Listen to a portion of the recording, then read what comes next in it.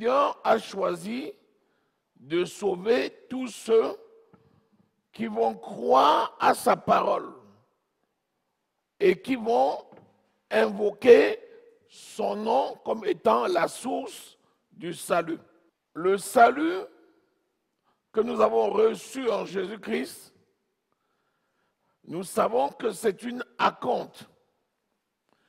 Et nous savons que cette acompte va se compléter parce que celui qui est l'objet de notre salut veille lui-même en sorte que cela puisse s'accomplir. Pourquoi? Parce que le salut, c'est une grâce. Ce qui est grâce, c'est ce qu'on n'a pas mérité.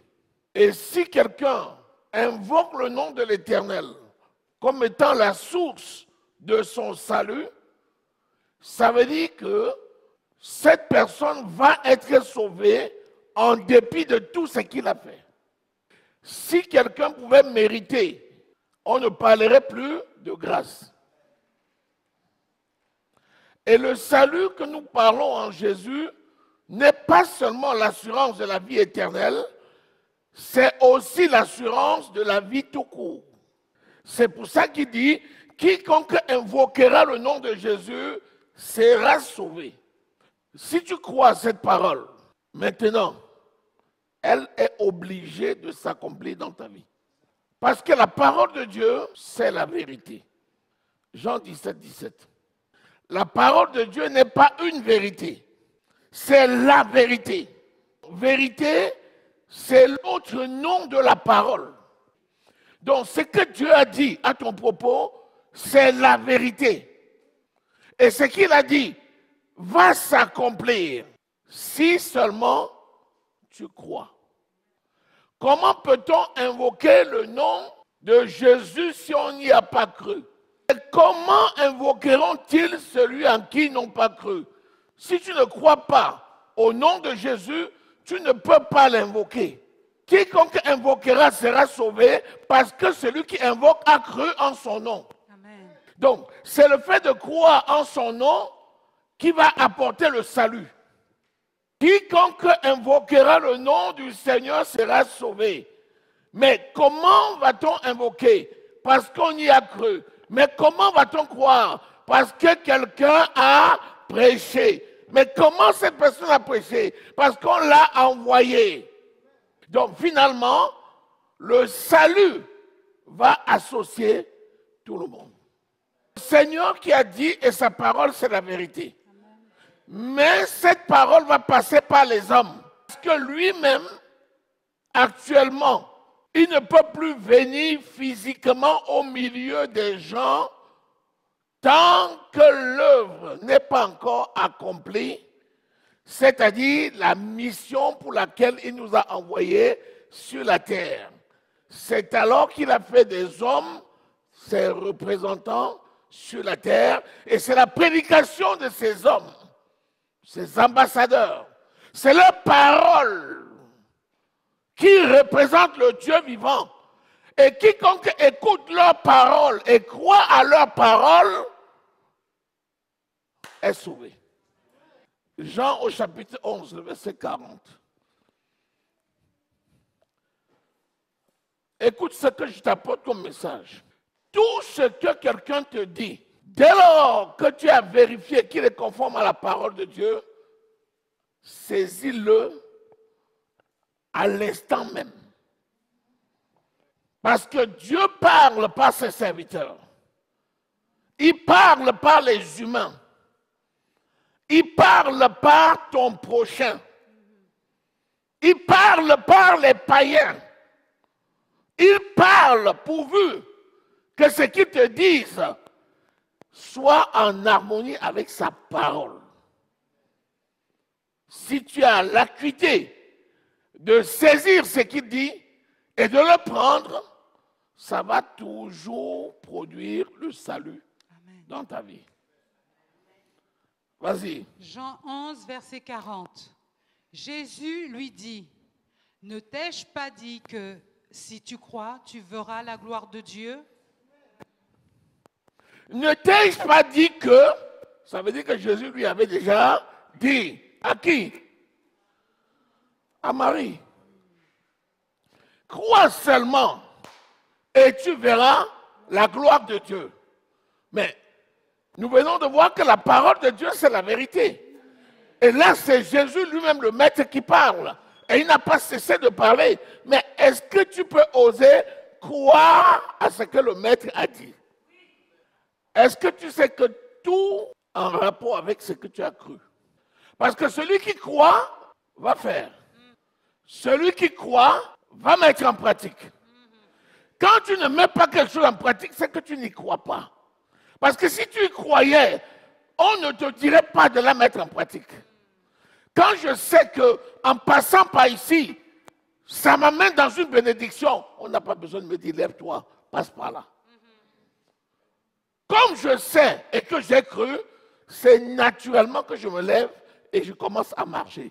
C'est ça qu'on appelle marcher dans son héritage. Quiconque invoquera le nom de Jésus sera sauvé. Mais comment invoqueront-ils quelqu'un en qui ils n'ont pas cru? Mais s'ils croient en lui, ils vont l'invoquer. Et s'ils l'invoquent, la parole de Dieu marche par elle-même. Par conséquent, tout ce qu'il a dit, il n'y a pas un iota de la parole qui sera ôté. Ça va s'accomplir. Qu'est-ce que le Seigneur t'a promis alors? La Bible est jonchée des promesses. Depuis Genèse jusqu'à Apocalypse, Dieu te parle face à face. Et il a tout pris et il t'a dit, je ferai ceci, je ferai cela, je te ferai ceci, je te ferai cela. Et tu le connais, et tu le sais, et tu le lis. Est-ce que tu peux juste oser croire? Quand on croit, on invoque. Ça veut dire quoi? Lorsque tu crois à la promesse de Dieu pour ta vie, tu vas le déclarer. Tu vas oser le dire. Invoquer, c'est le dire. Invoquer, c'est le proclamer. Invoquer, c'est le chanter. Invoquer, c'est le crier. Quand il dit, par ces meurtrissures, vous avez été guéris. Il a dit, j'ai cru, donc j'invoque, je suis guéri. Je n'essaye pas de guérir. Je ne cherche pas à guérir. Je ne fais pas l'effort de guérir. Je suis guéri. Je suis guéri. Tout est d'abord spirituel. Et les choses physiques ont un temps de retard avec ce qui s'accomplit dans le règne du spirituel. C'est pour ça qu'il dit, tout ce que vous demandez avec foi, croyez que vous l'avez déjà reçu. Et vous le verrez. Donc ce que tu vois est en retard avec ce qui a été. Et c'est ça qu'on appelle la foi. La foi est une ferme assurance des choses qu'on espère. Donc, quand on a la foi, ça veut dire que les yeux physiques n'ont pas encore vu ce que l'on a déjà reçu.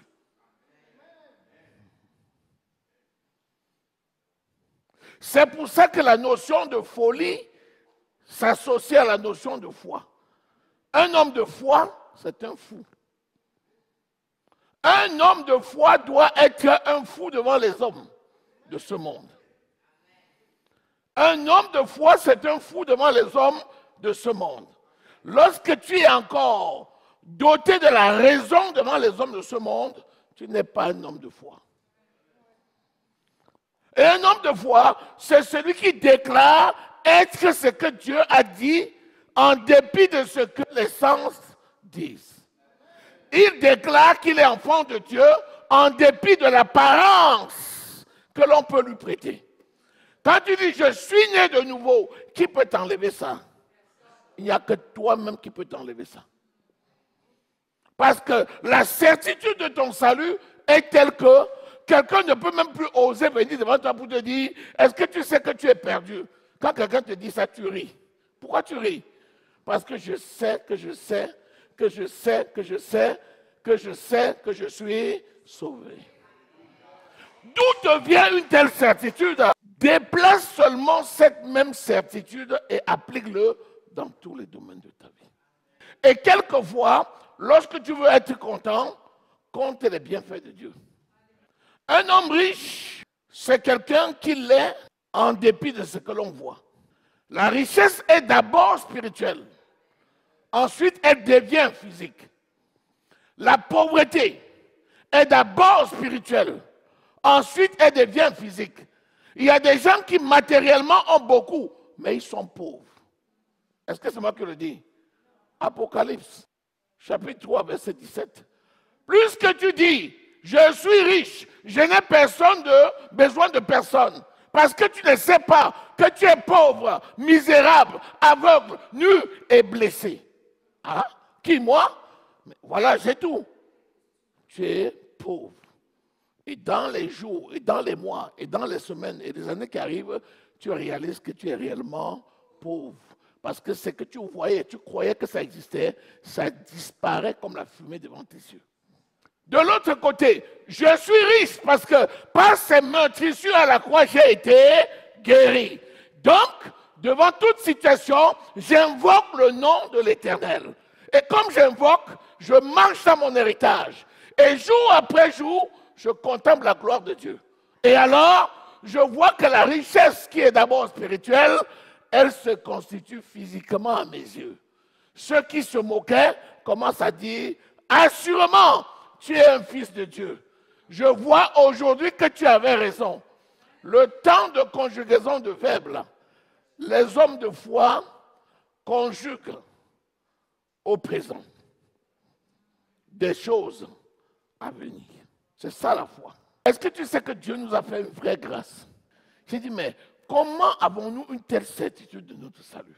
Si on avait le doute de notre salut, comme on a le doute de toute la protection et la sécurité que Dieu nous a donnée, on aurait certainement perdu ce salut. Mais Dieu merci, nous avons une assurance du salut telle que si quelqu'un se présente même pour dire tu n'es pas né de nouveau, tu commences à avoir pitié de lui.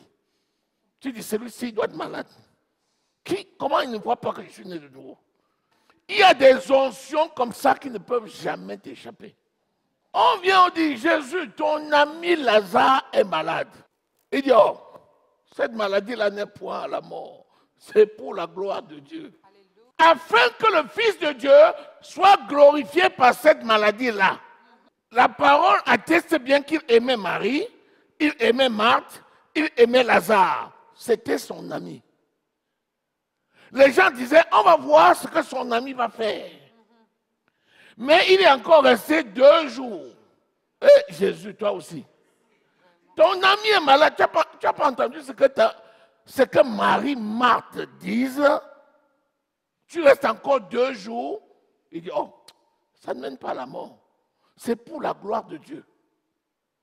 Est-ce que tu sais que les situations de ta vie sont pour la gloire de Dieu? Amen. Oh. Si tu ne connais pas de défi, comment Dieu peut-il être glorifié dans ta vie? Si tu marches au milieu des témoins de ce monde, sans que les obstacles et les barrières se dressent devant toi, et qu'eux te voient franchir obstacles et barrières, comment peuvent-ils rendre gloire à Dieu? Comment les membres de ta famille qui t'ont persécuté jusqu'à la mort peuvent-ils venir à Christ s'ils ne voient pas la même puissance de Christ qui te protège? C'est pour ça qu'il dit à la Cananéenne que la guérison, c'est pour les petits-enfants. La maladie, c'est le pain béni des petits-enfants. Parce que par la maladie, Jésus est glorifié. C'est lui qui a donné à Pierre les clés de la mort et du séjour des morts. Et il a dit, maintenant, le diable ne te dominera plus. C'est toi-même qui as la clé. Les défis, les obstacles de la vie sont nécessaires pour ton édification. Nous ne pouvons pas apprécier la grâce de Dieu dans notre assemblée si nous n'avons pas les défis que nous avons. Ce serait trop facile. Peut-être tu serais même déjà mort. Ce sont les pics là qui te réveillent. Quand tu commences à ronfler là, comme un caillou tombe sur toi, tu dis, hey! Les gens là, si je ne sais pas faire, ils vont me tuer. Tu te lèves, tu commences à dire, Jésus, le feu! Pendant ce temps, tu avances. Mais ce qui est embêtant, c'est que les gens ne sont pas conscients de la grâce de Dieu dans leur vie. Ils sont un feu dévorant, mais ils ne le savent pas. Les gens se plaignent là où ils ne devaient pas se plaindre. Crois seulement et tu verras la gloire de Dieu. Crois seulement et tu verras la gloire de Dieu. Nous parlons d'une situation catastrophique. Quelqu'un était mort depuis 4 jours. Marie et Marthe pleuraient réellement. Les amis de Jésus étaient vraiment meurtris. Les Juifs étaient là pour attendre ce qu'il ferait. On va voir l'imposteur là. Quand on a dit que le maître est là, Marthe a couru, puis Marie. Il y en avait quelques-uns qui étaient là et disaient, on va voir ce qu'il va faire.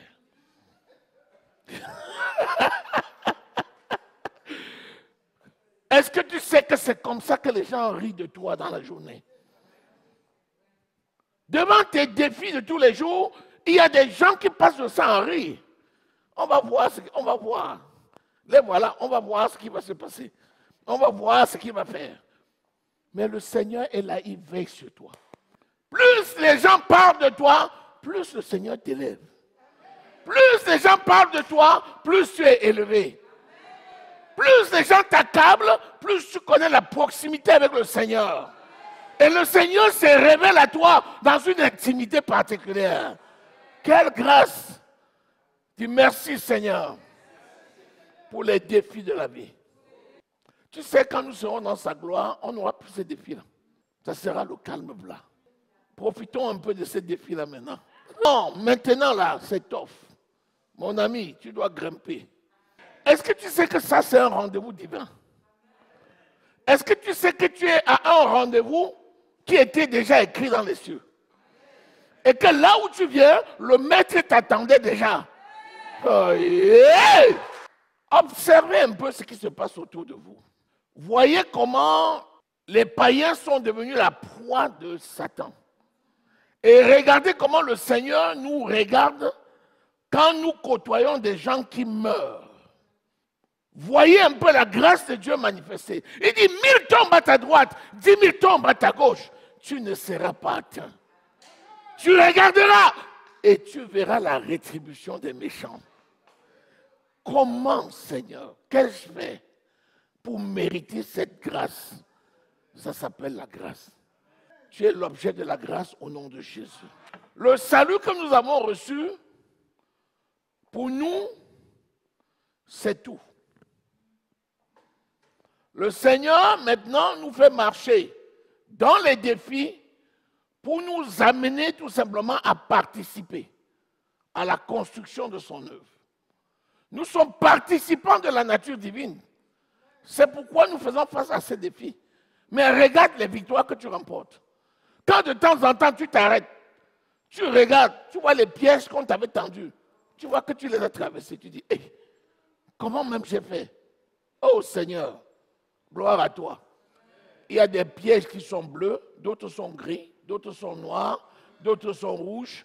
Parfois tu te demandes, comment j'ai fait même pour voir tel ou tel piège? Non, tu ne les as pas vus, il t'a porté. Le Seigneur te transporte. Et c'est ce qui se passe aujourd'hui. C'est ce qui se passe aujourd'hui. Vraiment, j'ai envie que tu t'associes à moi pour qu'on dise ensemble merci au Seigneur. Le bonheur et la grâce nous accompagnent tous les jours de la vie. Mais il y a la phrase qui suit. Mais moi, je demeurerai dans la maison de l'Éternel jusqu'à la fin des jours. Pourquoi? Parce que le bonheur, d'accord, m'accompagne, mais mon devoir, c'est d'y demeurer en dépit de tout. Et c'est la raison pour laquelle nous sommes là. Alléluia. Alléluia. Est-ce que tu sais que c'est toi qui dois décider? Parce qu'il y a beaucoup de choses, on attend que Jésus lui-même vienne décider, alors que la décision a déjà été prise. La Bible dit qu'il nous a délivrés des actes dont les ordonnances nous condamnaient depuis longtemps, en les crucifiant à la croix. Il nous a donc ainsi libérés de la condamnation. Il nous a justifiés. Et il nous a laissé de choisir quel type de vie nous voulons mener. Comment peux-tu attendre que Jésus vienne choisir la vie que tu dois mener? C'est toi-même qui dois choisir ce que tu veux. Dans la maison de mon Père, il y a tant de joie. Alléluia.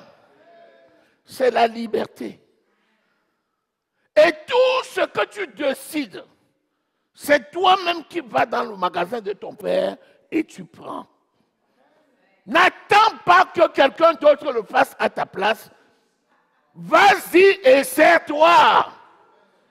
C'est une réalité aujourd'hui. Bâtis ta maison, bâtis ton travail, bâtis tes entreprises, bâtis tes affaires. Ne le fais pas en t'appuyant sur quelqu'un, mais quiconque invoquera le nom de Jésus sera. Tu parles